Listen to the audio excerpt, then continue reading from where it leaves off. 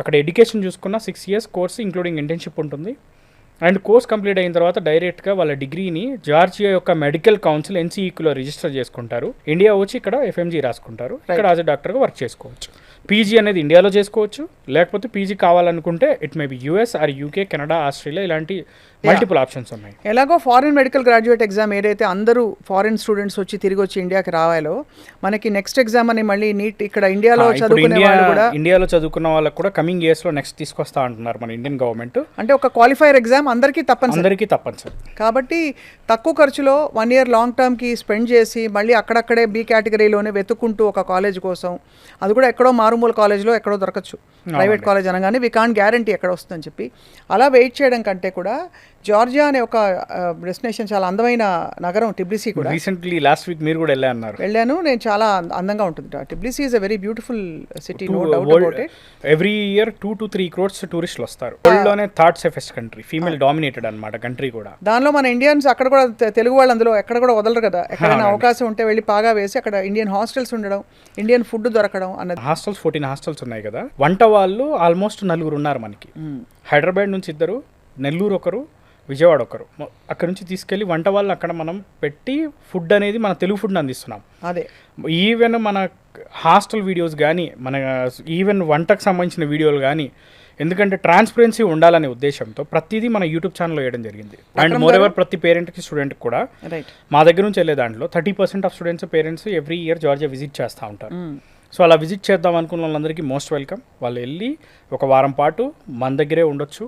మొత్తం ఎంచక్క Georgia visit చేసి స్టూడెంట్స్ కావాల్సిన అన్ని సదుపాయాలు కూడా వాళ్ళు ప్రొవైడ్ చేసుకొని రిటర్న్ కూడా రావచ్చు. మాలాంటి మీడియా పీపుల్ని కూడా తీసుకెళ్తారు కదా మీరు? Most welcome madam. మీకు కూడా తప్పకుండా వస్తామండి, జార్జియాకి వస్తాం. అండ్ అలాగే మీరు ఇక్కడ ఇండియా అయినా అబ్రాడ్ అయినా పిల్లలకి మంచి ఫెసిలిటీస్తో ఫాస్ట్ కోర్సెస్ తొందరగా ఎలా ఫినిష్ చేయాలనే ధ్యేయంలో ఉన్నారు.